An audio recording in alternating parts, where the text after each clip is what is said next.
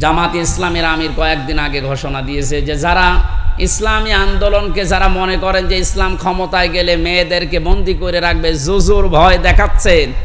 আমাদেরকে আপনি ওই জায়গায় বসিয়ে দেখেন, 5 বছরের ভেতরে বাংলাদেশের প্রত্যেকটা মহিলা বলতে বাধ্য হবে যে কিয়ামত পর্যন্ত এরা যেন আর না যায়।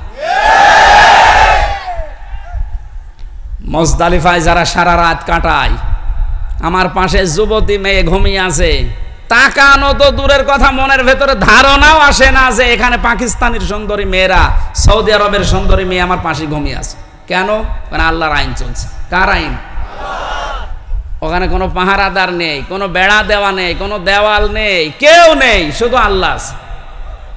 হাজার হাজার লক্ষ লক্ষ মানুষেরা চাটিয়াল ময়দানে পড়ে আছে। নিজে পরীক্ষিত, নিজে দেখে আসলাম। হাসি যদি এখানে থাকে জিজ্ঞাসা করেন, তারা দেখে যে হাসি না, এটা জিজ্ঞাসা করেন। ওইটা আমরা চাই যে বালাদিল আমিন হিসাবে দেশে ঢাকা শহর থেকে কুষ্টিয়া পর্যন্ত 250 কিলোমিটার একটা মেয়ে, যুবতী মেয়ে হেঁটে চলে যাবে, আল্লাহর ভয় ছাড়া ওর মনের ভেতর কোনো ভয় থাকবে না।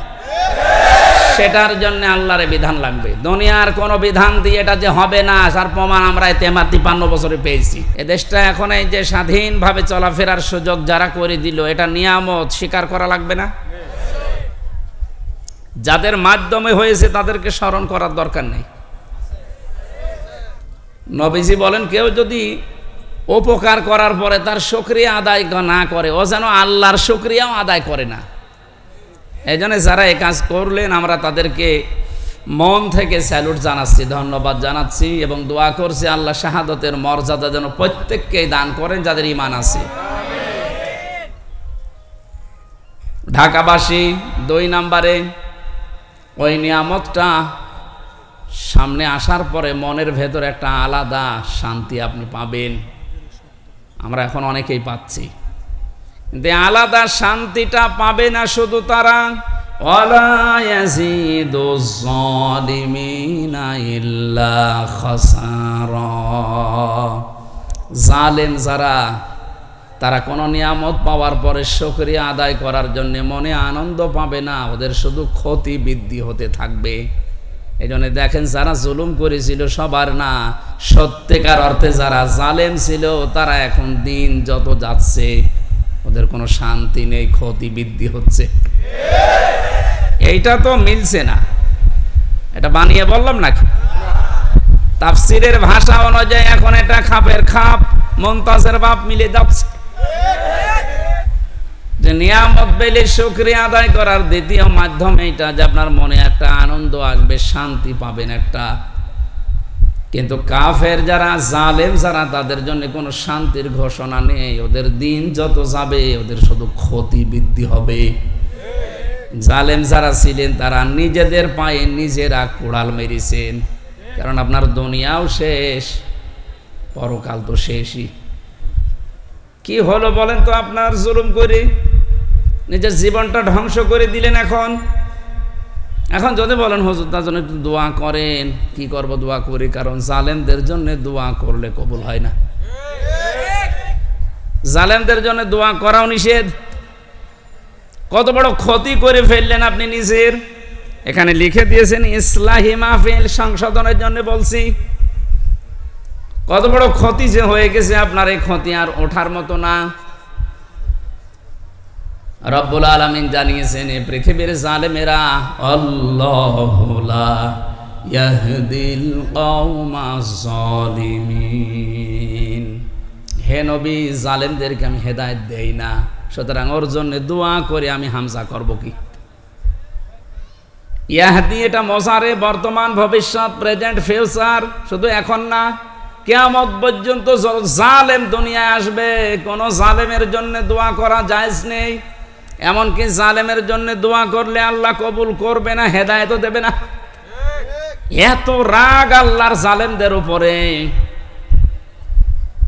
কোরআনে কারিমে সবচাইতে ভয়ঙ্কর মনে হয় আমার কাছে এই আয়াতটা, সূরা শূরা 42 নম্বর আয়াত, 25 নম্বর পারার 6 নম্বর পৃষ্ঠা 13 নম্বর লাইনে আছে, ইন্নামাস সাবিলু আলাল্লাযীনা ইয়াযলিমুনান নাস ওয়া ইয়াবগুনা ফিল আরদি বিগাইরিল হক উলাইকা লাহুম আযাবুন আলীম। এই খেয়াল করে, আমি আমার ঈমান থেকে কথা বলছি, কে আমার দিকে তাকিয়ে আছে, চোখ বন্ধ করে আছে, কি খুশি হবে বেজার হবে না, আমি আমার আল্লাহর দিকে আর আমার ঈমানের দিকে তাকিয়ে বলছি। সত্যি আমি মন থেকে কথাগুলো বলছি, আপনি একটু ভাবেন। আল্লাহ বলেন আমি নিজে মামলা দেব জালেমদের বিরুদ্ধে। খেয়াল করেছেন কত ওজনে কথার? সরাসরি মামলার বাদী আল্লাহ নিজে কেস করবেন। কে? আপনার মনের ভেতরে যদি এরকম কিছু থাকে তো ভয়তে কেঁপে ওঠার কথা যে আল্লাহ মামলার বাদী। আপনার তো অনুভূতি আমি দেখছি না। এখন যদি বলা হয় ডক্টর মোহাম্মদ ইউনূস আপনার নামে মামলা করবে, আপনার মনে হয় খাওয়া দাওয়া বন্ধ হয়ে যাবে, কারণ সর্বোচ্চ জায়গায় এখন তিনি আছেন। এরকম ডক্টর ইউনূস পৃথিবীর ময়দানে আছে এখন 228 জন, কারণ 228টা রাষ্ট্র আছে এই দুনিয়ায়, প্রত্যেকটা রাষ্ট্রের আলাদা একজন প্রধান আছে না নেই? তার ভেতরে ডক্টর মোহাম্মদ ইউনূস একজন। এই 228টা রাষ্ট্রের একটা রাষ্ট্রের প্রধান যদি আপনার নামে মামলা দেবে, ঘোষণা দিয়ে দেয়, যে আপনার সব বন্ধ হয়ে যায়, একটু ভাবেন। এরকম ইউনূস 228টা না, আরো যত গ্রহ নক্ষত্র আছে, যত সৃষ্টি আল্লাহর আছে, সবার যিনি হাকিম বিচারক, তিনি বলছে আমি নিজে মামলা দেব। ইন্নামাস সাবিলু আলাল্লাযিনা ইয়াজলিমুনান নাস। কাদের বিরুদ্ধে? ইয়াজলিমুনান নাস। ইয়াজলিমুনা এটা মজারে বর্তমান ভবিষ্যৎ, প্রেজেন্ট ফিউচার। নাস মানে মানুষ, যারা মানুষের উপরে জুলুম করেছে এবং করবে। এবার তামাম পৃথিবীর সাথে আজটা মিলান, জালেম যারা, তারা হামজার মামলার আসামি না আল্লাহর? কি মনে হচ্ছে বলেন তো? আল্লাহ নিজে মামলা দিচ্ছে, অথচ নিজেই বিচারক তিনি। আলাইসাল্লাহু বিআহকামিল হাকিমিন। সব চাইতে বড় বিচারপতি কে? উনি নিজেই বিচারক, নিজেই মামলা দিচ্ছে, রায় তো উনি দেবে। আপনার কি মনে হয় যে আপনার পক্ষে রায় আসবে? বাদী যিনি, তিনি নিজে বিচারপতি, তিনি মামলা দিচ্ছে নিজে, রায় দেবেন তিনি। কি হচ্ছে এবার বলেন জালেমদের? কত খারাপ বদনসিব, কপাল খারাপ ওই জালেমদের, যারা জুলুম করেছে দুনিয়ায় এখনো করছে। 2 নম্বরে কাদের বিরুদ্ধে আল্লাহর মামলা? আমার মনে হয় দ্বিতীয় আয়াতের দ্বিতীয় শব্দটা না বললে ভালো হয়, এটা একটু ঝামেলা আছে। ওয়ায়াবগুনা ফিল আরদি বিগাইরিল হক। পৃথিবী শান্ত হয়ে যাওয়ার পরে আবার যারা বিশৃঙ্খলা তৈরি করার জন্য চেষ্টা চালায়, তাদের বিরুদ্ধে আল্লাহর মামলা। এই 5 তারিখের পর থেকে আজকে 27 তারিখ, এই কয়দিনে কতবার বিশৃঙ্খলা তৈরি করার জন্য অনেকে চেষ্টা চালিয়েছে, এখনো চালিয়ে যাচ্ছে। সুতরাং যারা এগুলো করছেন, আপনার বিরুদ্ধে ডক্টর ইউনূসের মামলা না, আল্লাহর মামলা আপনার বিরুদ্ধে। আপনি এখন সব কিছু সামনে নিয়ে এসে এটা করা লাগবে, ওটা করা লাগবে, তো 15 বছর কোথায় ছিলেন?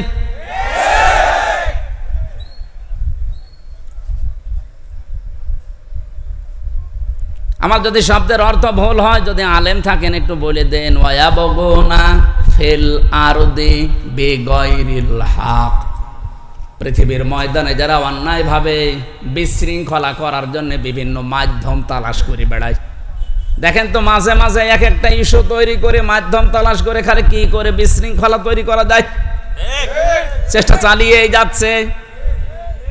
তাদের জন্য আল্লাহর ঘোষণা, উলাইকা লাহুম আযাবুন আলীম, যন্ত্রণাদায়ক শাস্তি তার জন্য আমি দুনিয়ার আখিরাতে রেডি করে রাখছি। কোরআনে কারিমের কিছু মানবেন আর কিছু মানবেন না, তাদের জন্য সতর্ক বার্তা এই সূরা বাকারা 1 নম্বর পারা 12 নম্বর পৃষ্ঠা 7 নম্বর লাইনের 85 নম্বর আয়াতে আছে। আল্লাহ পাক বলেন, আফাতুমিনুনা বিবাযিল কিতাবি ওয়া তাকফুরুনা বিবায ফামা জাযাউ মান ইয়াফআলু যালিকা মিনকুম ইল্লা খিজিয়ুন ফিল হায়াতিদ দুনিয়া ওয়া ইয়াউমাল কিয়ামাতি ইউরাদ্দুনা ইলা আশাদ্দিল আযাব ওমাল্লাহু বিগাফিলিন আম্মা তা'মালুন। এ পৃথিবীতে লাঞ্ছনা, গঞ্জনা, অপমান, অপদস্থ কলার পাতায় শুয়ে থাকা লাগবে তাদের জন্যে যারা কোরআনের কিছু বিশ্বাস করে আর কিছু মানতে চায় না। এরকম মানুষ বাংলাদেশে ছিল, মানে এখানেও আছে। ওদেরকে কোরআনের নামাজের কথা বললে ঠিক আছে, কিন্তু নামাজের শিক্ষায় ওরা নেই। নামাজ পড়তে বলবেন, তাহাজ্জুদ মিলে 6 ওয়াক্ত পড়বে, কিন্তু নামাজের যে 27টা শিক্ষা একটা বলতে শুরু করে তখন বলবে এটা রাজনীতি। নামাজের প্রথম শিক্ষা কি? এই যে কাতার সোজা করো, ইমাম সাহেব বলে না বারবার?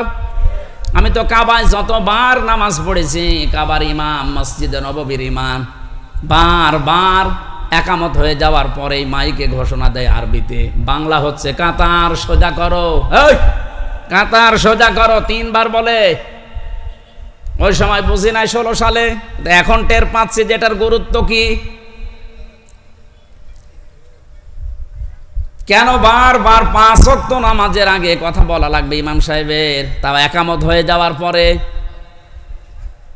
এই জন্য বারবার কথা নবীজি জানিয়েছেন যে কাতার যদি সোজা না থাকে, যার জন্য কাতার বাঁকা হবে, সেই লোকটা হেদায়েত থেকে চিরবঞ্চিত হয়ে যাবে। এতটুকু শেষ না ব্যাখ্যা? 2 নম্বর, কাতার সোজা করার ভেতরে যে একতা, ঐক্যবদ্ধ মানুষ, যেভাবে কাতারের ভেতরে কোনো দল মত রাখে না যে এখানে সবাই এক, কারণ এখানে আল্লাহর বিধান পালন করা হবে। কয়টা? হ্যাঁ, না, আল্লাহর বিধান এখানে পালন করা হবে একটা, তার নাম সেজদা। নাম কি? সেজদা দেওয়ার জন্যই তো এত আয়োজন, নাকি অন্য কোনো উদ্দেশ্য আছে? সেজদা দেওয়ার জন্যই মানুষের এত আয়োজন। বিশাল মসজিদ বানিয়েছে, হচ্ছে না। আবার শুনলাম যে 2 তলা করবে, ওই যে গাছতলায়, বাসতলায়, ওখানেও নাকি মানুষ বৃষ্টির ভেতরে নামাজ পড়ে। কি গুরুত্ব দিয়ে 2 তলা মসজিদ বানাচ্ছে, মানুষ যেন কষ্ট না পায়। 5 ওয়াক্ত আযান দেওয়ার জন্য আলাদা একজন মুয়াজ্জিন আছে, এটা পরিষ্কারের জন্য খাদেম আছে, টয়লেট এবং ওযুখানার জন্য আলাদা ক্লিনার আছে, আলাদা। 5 ওয়াক্ত নামাজ পড়ানোর জন্য একজন ইমাম আছে, জমা পড়াবে আর একজন খতিব আছে। এত আয়োজন করে উদ্দেশ্য আল্লাহর একটা বিধান এখানে পালন করা হয়, তার নাম সেজদা। নাম কি? এবার আপনার বিবেককে বলেন তো, একটা বিধান পালন করতে গিয়ে যদি এত আয়োজন করা লাগে, বারবার বলা লাগে, তাহলে এর বাইরে কত আয়োজন আছে আমাদের পরিবার, সমাজ, রাষ্ট্র। এরকম 499টা বিধান এখন পরিবার, সমাজ, রাষ্ট্রে আছে। ওইগুলো মানতে গিয়ে যদি কেউ বাধা দেয়, তখন আর কেউ নেই, সব আমরা এক। এই শিক্ষাটা আপনি নিতে চান না? তখন বলেন না, ওইটা আমার দলের লোক না, ওইটা রাজনীতি, ওইটা জঙ্গির কাজ, ও ঝামেলায় আমি নেই, আমি শুধু আছি কি লা ইলাহা ইল্লাল্লাহ, কাউকে কিছু বলবো না, যে যা কষে করুক গা। এই নামাজের কথা বললে তাও তো আপনি একটু হালকা পাতলা মানেন, রোজার কথা বললেও হালকা পাতলা মানেন, কিন্তু এই পৃথিবীতে ওই 499টা বিধানও যে দরকার, ওই কথাগুলো বলতে গেলে তখন আপনি বলেন এইটা রাজনীতি, এইটা রাষ্ট্রের ব্যাপার। আপনি তো কোরআন বোঝেননি, কোরআন ডিপলি ভাবে নিজে বোঝেনও না। যারা ডিপলি বোঝে তারা বোঝাতে চাইলে আপনি মানেনও না। আপনি তো আবু জেহেল ছাড়া কিছু না। খেয়াল করেন তো, কিছু মানলেন, কোরআনের কথা বিশ্বাসও করলেন, আর কিছু মানেনও না, বিশ্বাসও করেন না, আর উল্টাপাল্টা ধারণা করেন আয়াতগুলোর উপরে। আপনার কি হবে? সূরা বাকারার আয়াত অনুযায়ী আল্লাহ বলেন, তাদের দুনিয়া আর আখিরাতের শাস্তি আমি তৈরি করলাম, লাঞ্ছনা, গঞ্জনা, অপমান, অপদস্থ জীবন। এখন হাড়ে হাড়ে টের পাচ্ছি না আমরা? এতটুকু আল্লাহ শেষ করে দিতে পারতেন। পরের শব্দ তো আরো কঠিন, ওয়ায়াউমাল কিয়ামাতি ইউরাদ্দুনা ইলা আশাদ্দিল আযাব। যারা তাফসীর বসে জিজ্ঞাসা করেন আশাদ্দুন ইসমে তাফসীল, সুপারলেটিভ ডিগ্রি, এটা ভয়ঙ্কর শব্দ। আল্লাহ বলেন মরণের পরে আমি কিয়ামতের ময়দানের দিকে কঠিন আযাব যেখানে সেখানে নিয়ে যাব। এরপরের শব্দটা আরো ভয়ঙ্কর, আমাল্লাহু বিগাফিলিন আম্মা তা'মালুন। আল্লাহ পাক বলেন ও বান্দা বান্দিরা, মনে করছো যে আমি কিছু জানি না? তোমাদের সব কাজের কিন্তু খবর হিসাব আমি আল্লাহ রাখি। ও ঢাকাবাসী, আয়াতটা পড়ার পরে এই জন্যই তো ভয় লাগছে যে জালেমদের কি হবে, ওদের তো দুনিয়া শেষ হয়ে গেছে, আখিরাতও শেষ। কারণ দোয়া করলে তো অন্য কোনো মানুষের নামে কবুল হয়, কিন্তু জালেমদের জন্য কোনো হেদায়েত নেই, বঞ্চিত ওরা চির বঞ্চিত করে দিয়েছে আল্লাহ। এই কারণে, কারণ সবচাইতে বেশি খেয়াল রাখে আল্লাহ জালেমের জুলুমের দিকে। এটা সূরা ইব্রাহিমের 42 নম্বর আয়াতের প্রথম অংশে আছে, 13 নম্বর পারা 19 নম্বর পৃষ্ঠা 12 নম্বর লাইনে আছে, ওয়ালা তাহসাবান্নাল্লাহা গাফিলান আম্মা ইয়ামালুজ জালিমুন। আল্লাহ পাক বলেন কি মনে করো দুনিয়ার মানুষেরা যে আমি জালেমদের কোনো খবর রাখি না, জালেমদের কোনো হিসাব আমার কাছে নেই? আরে বেটা, পৃথিবীর সবচাইতে বেশি খেয়াল রাখি আমি জালেমের জুলুমের দিকে, তীক্ষ্ণ নজর রাখি। এমনিতেই আমার নজর তো তীক্ষ্ণ, আলিমুম বিযাতিস সুদূর সামিউম বাসীর। এত তীক্ষ্ণ নজর, সামনে যেভাবে তোমরা দেখো আমি আল্লাহ সামনেরটা তো ওইভাবেই দেখি, পেছনেরটাও ঠিক ওইভাবে দেখি। এই দেওয়ালের পেছনে কি আছে যেমন আমরা দেখতে পাই না, আল্লাহ পাকের সামনে যেমন পেছনে ওই রকম। এজন্য সামিউম বাসীর, সূক্ষ্ম শ্রবণকারী, সব কিছু ওই মালিক শুনতে পাচ্ছে, দেখতে পাচ্ছে, বিশেষ করে জালেমদের।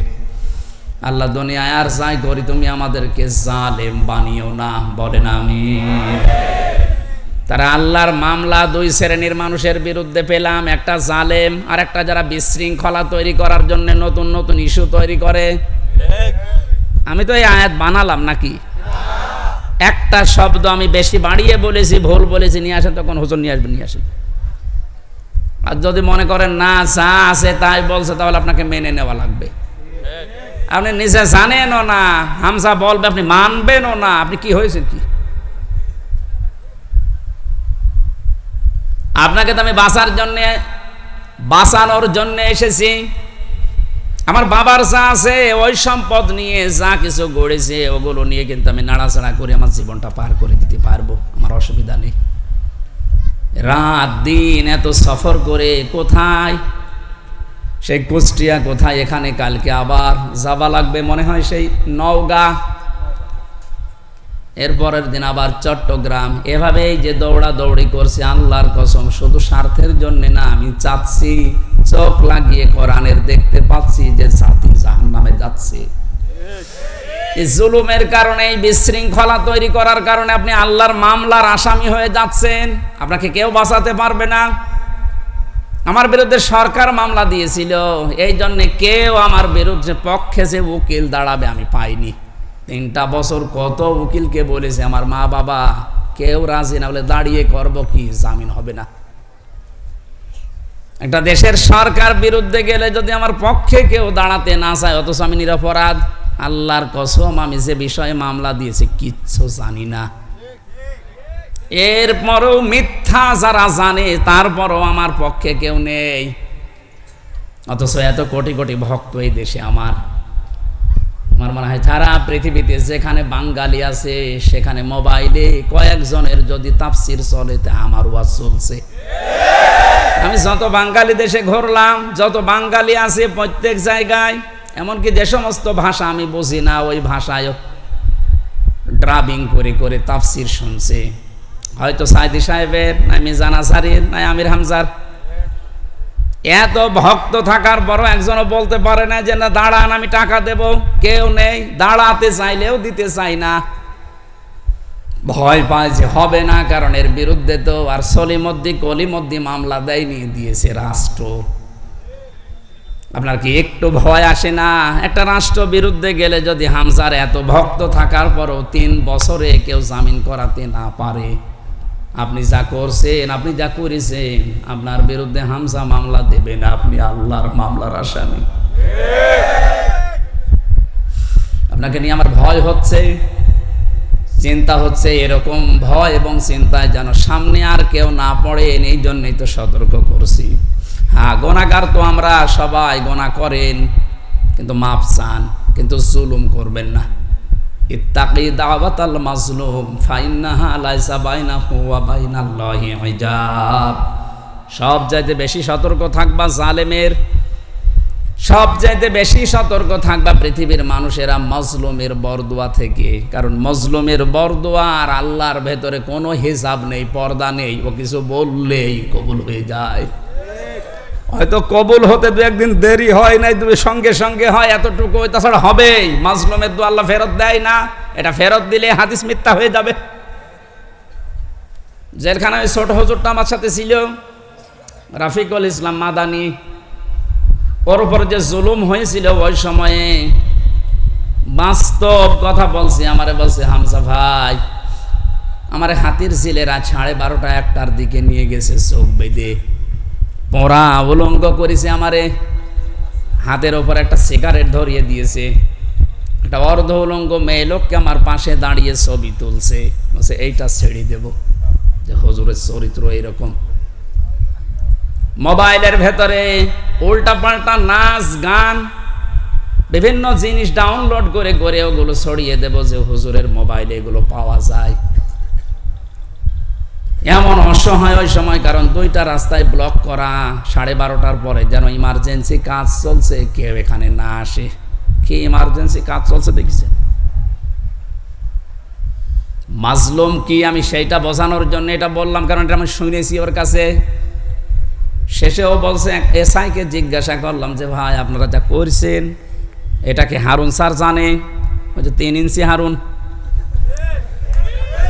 বলছে জানে না মানে হারুনিতে করাচ্ছে।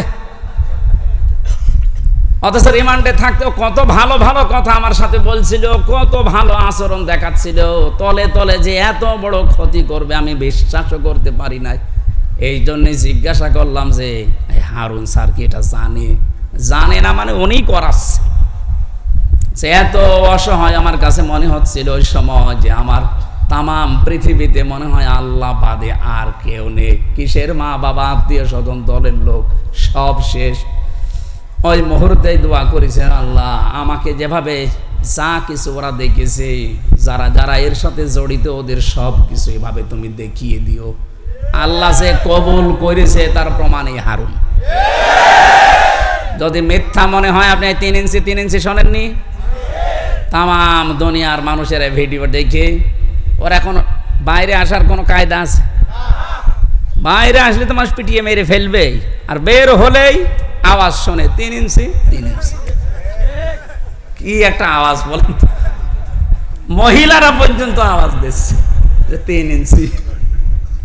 ছোট হুজুরটার মনে হয় অত ইঞ্চি না, কিন্তু এর কি হইল? ওর যদি 1.5 ইঞ্চি হয়, আল্লাহ ডবল করে এর 3 ইঞ্চি দেখিয়ে অপমান একেবারে সর্বোচ্চ পর্যায়ে পৌঁছিয়ে দিয়েছে। এই জন্য সতর্ক থাকবেন, আপনার দ্বারা কেউ যেন মাজলুম না হয়, জুলুমের শিকার না হয়, এটা গুরুত্বপূর্ণ বিষয়। আল্লাহ আমাকে সহ যারা আমরা এখানে এসেছি এই বিষয়টাই খুব সেনসিটিভ থাকার তৌফিক দেন, বলেন আমিন। আমরা দরুদ পড়ছি, সালাম পাঠাচ্ছি মুহাম্মদুর রাসূলুল্লাহ সাল্লাল্লাহু আলাইহি ওয়াসাল্লামের প্রতি। আজকে যে সূরার কয়েকটা আয়াত পড়লাম, সূরার নাম 3। কি সূরা? বলেন বলেন। 3-এর কয়েকটা ব্যাখ্যা আমি তাফসিরে পেয়েছি। 3 হচ্ছে একটা মসজিদের নাম। হযরত নূহ আলাইহিস সালাম তার নৌকাকে যে পাহাড়ে ভিড়িয়েছিলেন, যদি পাহাড় বলা হয়, কি পাহাড়? ওই সময় যে বন্যা হয়েছিল বিশাল, ওই বন্যার কারণে নৌকায় চড়ে যেই পাহাড়ে থেমেছিলেন 40 দিন পর, ওই পাহাড়ের নাম হচ্ছে 3। ওই পাহাড়ের নাম কি? ওখানে একটা মসজিদ বানিয়েছে, ওই মসজিদের নামই 3। কোন কোন মুফাসসিরিন ইকরাম এই মতটা দিয়েছেন। কেউ জানিয়েছেন না 3 মানে 3 ফল। 3 মানে কি? যে ডোমর ফল বলা হয় বাংলায় যেটা, এইটা, এটার গুণাগুণ কিছু আছে তাফসিরে। কোনো মানুষের যৌবন যদি নষ্ট হয়ে যায়, কোরআন শরীফে এই শব্দটা আল্লাহ 8 বার নিয়েছেন। কয়বার? এই 8টা ডোমর মানে আমাদের এই আশপাশ জেলায় বা আশপাশ দেশে, যে ভারত, পাকিস্তান, বাংলা, এই ডোমর না, এটা সৌদি আরবে বেশি হয়, মধ্যপ্রাচ্যে ওই সমস্ত পাহাড় অঞ্চলে যেগুলো হয় বেশি, পাথরের পাহাড়ের ভেতরে এগুলো হয়। এই ডোমর ফল 8টা। আর জাইতুন যেটা জলপাই বলা হয়, এটা পুরা কোরআন শরীফে মনে হয় 11 বারের উপরে ব্যবহার হয়েছে, আমার এখন সঠিকটা মনে আসছে না। যাক, আপনি তাফসিরে এই সূরা 3-এর তাফসির দেখলেই পাবেন। এই ফল এই দুইটা যদি কেউ মধুর সাথে মিশিয়ে খেজুর দিয়ে সকালবেলা খেতে পারে, আস্তে আস্তে তার হারানো যৌবন ফিরে পাবেন। তাহলে বুড়ো মানুষ আবার এটা করতে চাই না। আর এই যে মানিক্কা, এই মানিক্কা যদি খায় তো ও জিনিসই উড়িয়ে গেছে, ও খেয়ে করবে কি? ওর জিনিস আর নেই, ওর এখন অপারেশন চলছে ওই জিনিসে।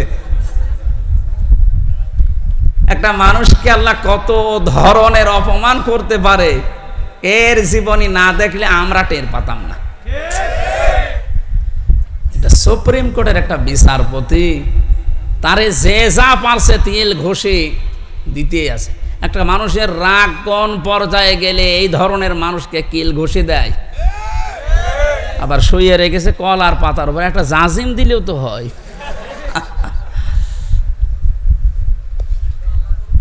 এই দেখেন এখানে বড় কবিরাজ বসে আছে, হাফেজ মাওলানা আলহাজ আব্দুল জলিল, উনি অনেক বড় কবিরাজ, আপনাদের এলাকায় থাকে কোন জায়গায় জানো? আল্লাহ রাব্বুল আলামিন 3 জাইতুন এগুলোর কসম কেটে কিছু গুরুত্বপূর্ণ জিনিস আমাদের দৃষ্টি আকর্ষণ করেছেন। ওয়াত-তিনি ওয়াজ-জাইতুনি ওয়া তুরি সিনিনা ওয়া হাদাল বালাদিল আমিন। এই যে জাইতুন যে শব্দটা আমি তাফসিরের ভেতরে পেয়েছি ইবনে কাসিরে, হযরতে মুসা আলাইহিস সালাম, হযরত ঈসা নবী আলাইহিস সালাম, এই যে মসজিদ নিয়ে এখনো পর্যন্ত গন্ডগোল থামে না, বাইতুল মুকাদ্দাস, ওখানে যে মসজিদ আছে এই মসজিদের নাম হচ্ছে জাইতুন। কোন তাফসিরে পেয়েছি আল্লাহ এই সমস্ত কথা কসম দিয়ে দিয়ে বলছিলেন। ওয়াত-তিন এর আগে ওয়া আছে, এটা ওয়ায়ে কসমিয়া। এখানে শিক্ষা কি? আমি যতগুলো তাফসিরে এই ওয়ার সাথে মিলিয়েছি, মুফাসসিরিন کرام লিখেছেন আল্লাহ কসম দিয়েছেন কেন? কারণ যে বিষয়টা উনি বোঝাতে চাচ্ছেন ওই বিষয়টা মানুষের জীবনের সাথে সম্পর্কিত। যে বিষয়ের সাথে সম্পর্কিত আলোচনা আল্লাহ করতে চান ওই বিষয়ের কসম আল্লাহ আগে দেন। মানুষের জীবনের সম্পর্ক যেহেতু সময়ের সাথে, এজন্য সময়ের কসম দেওয়ার আগে আল্লাহ ওয়া ব্যবহার করেছেন, ওয়াল আসরে, সময়ের কসম। যে বিষয়টা আমি আবার বলছি, উনি যেটা জানাতে চায় ওই বিষয়টার আগে উনি কসম করেন মানুষকে সতর্ক করার জন্যে। আমরাও তো দুনিয়ায় কসম করি বা করব কার নামে? আল্লাহর চাইতে বড় যেহেতু আর কেউ নেই, এই জন্য আমাদের কসম করা লাগবে শুধুমাত্র আল্লাহর নামে, তাছাড়া আর কারো নামে কসম করা জায়েজ নেই। কিন্তু উনি যেহেতু বড়, ওনার চাইতে আর কেউ বড় নেই, ওনারও তো কসম করা লাগছে। উনি কসম করেন তখন এইটা দেখে যে আমি কি বলতে চাই ওই বিষয়টা আগে নিয়ে এসে কসম কাটেন। আল্লাহ পাক এখানে যে কথাগুলো বলতে চাবেন তার আগে এই কসমগুলো দিচ্ছেন মানুষের জীবনের সাথে, এগুলোর সম্পর্ক। 3 মানুষের শরীরের জন্য জাইতুন, মানুষের শরীরের জন্য ওয়া তুরি সিনিনা ওয়া হাদাল বালাদিল আমিন। এই যে তুরি সিনিন, সিনাই পর্বতের কসম। এই সিনাই পর্বতে যে ঘাসগুলো জন্ম নেয় এটা মানুষের শরীরের বহু রোগের উপশম এর ভেতরে আল্লাহ রেখে দিয়েছেন।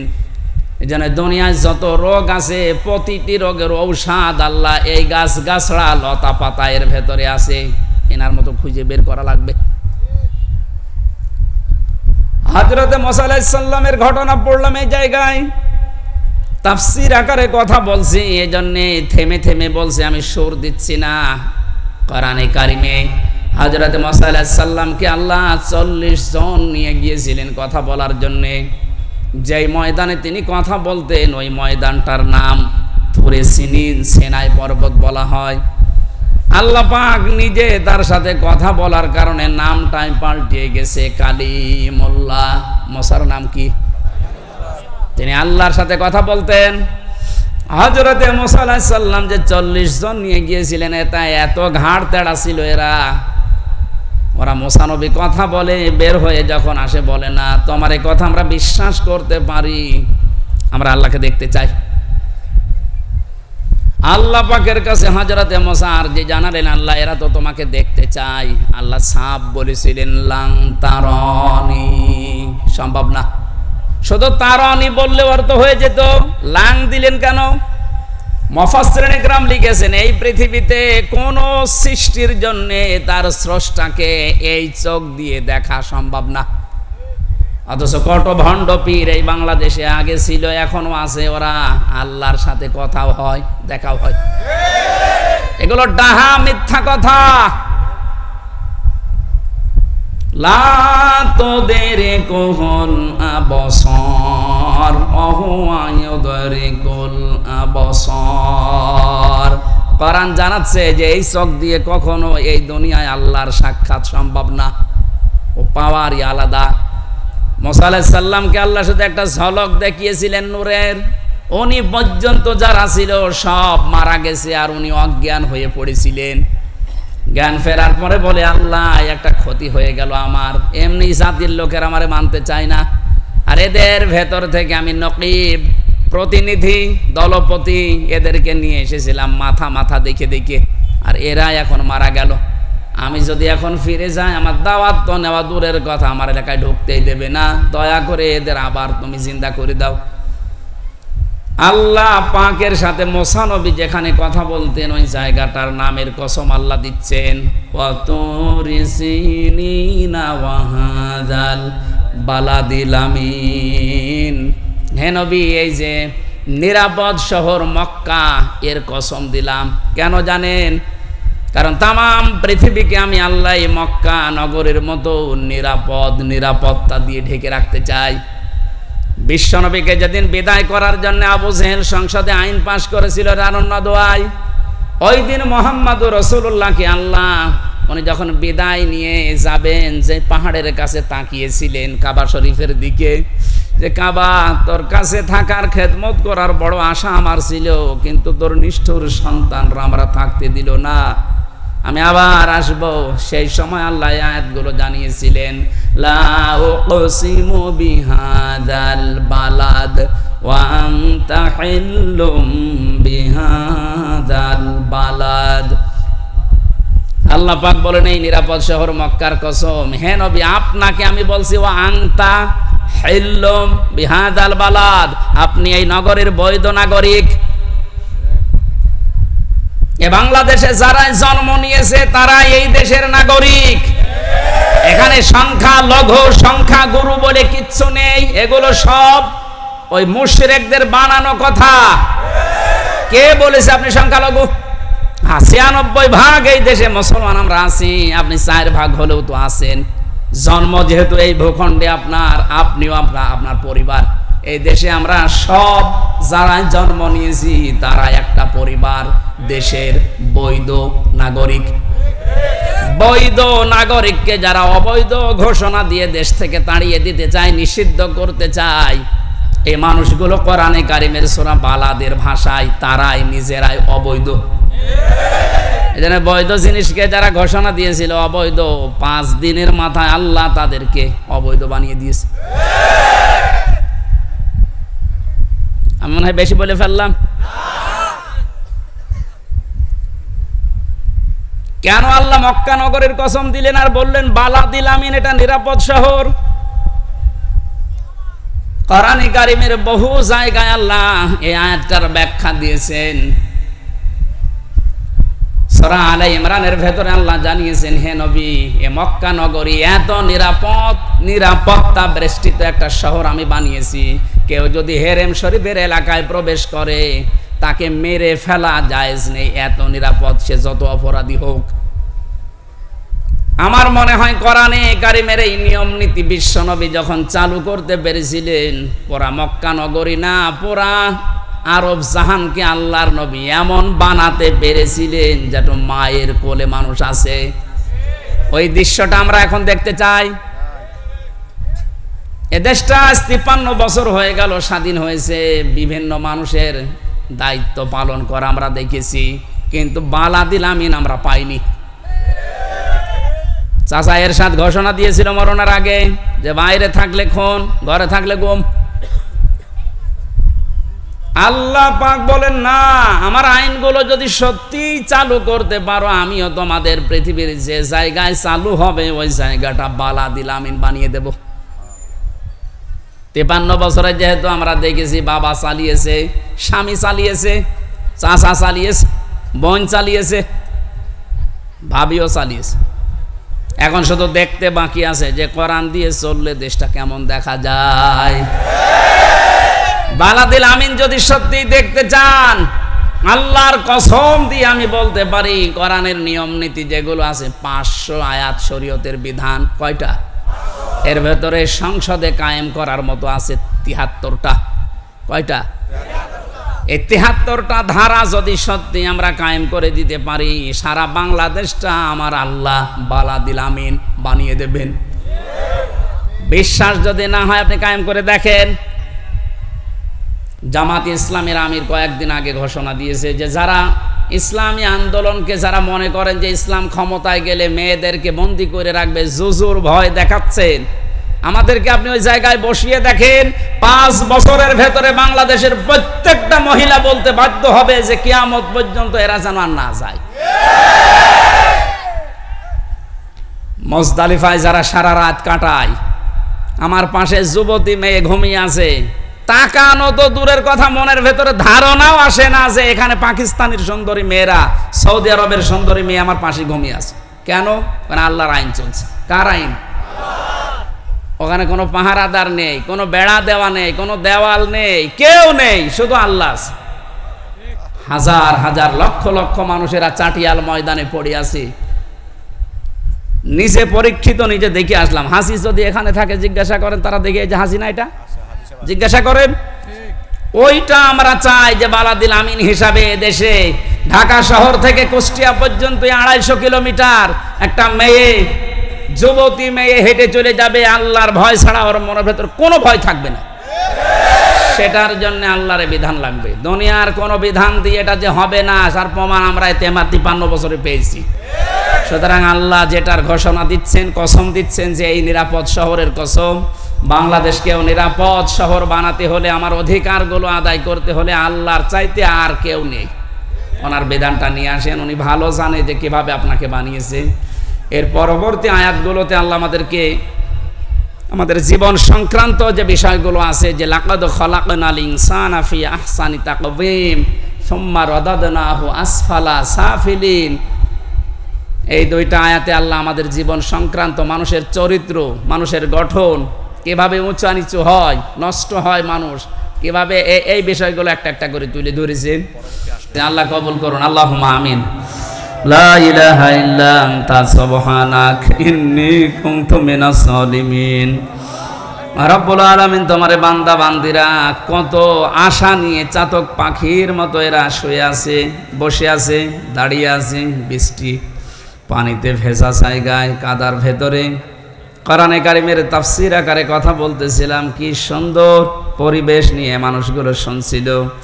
আল্লাহ তাআলা এই কোরআনটা যদি কায়েম হয়ে যায়, দেশে কত শান্তি, স্বস্তি, নিরাপত্তা ফিরে আসবে, আমাদের কল্পনায় নেই। মেহেরবানি করে চর্ম চোখে এটা দেখে যাওয়ার তৌফিক দাও। কখন কার মরণ চলে আসে জানি না। এই মাহফিলটার আয়োজন করতে গিয়ে এই মসজিদের খতিব, ইমাম, মুয়াজ্জিন সহ এলাকার যত মানুষ কষ্ট স্বীকার করেছে এই ছোট্ট আয়োজনে, আল্লাহ তুমি আয়োজনকে বিশাল আকারে কবুল করো। কোরআনের প্রসারের জন্য টাকা পয়সা খরচ করলে ওই টাকার হিসাব দেওয়া লাগে না, তোমার নবী জানিয়েছে। আল্লাহ তাআলা যারা আজকের এই ময়দানে খরচ করেছে, কিয়ামতে এই পয়সার হিসাব তুমি নিও না। আমার অধিকাংশ মানুষের রোগী, আমাদের রোগ থেকে তুমি মুক্ত করো। রব্বুল আলামিন জীবনে আর যাই করে যেন জালেম হয়ে মারা না যায়, তুমি আমাদেরকে দেখো। বারাকাল্লাহু লানা ওয়া লাকুম ফিল কোরআনিল আযীম। আলহামদুলিল্লাহি রাব্বিল আলামিন। আসসালামু আলাইকুম।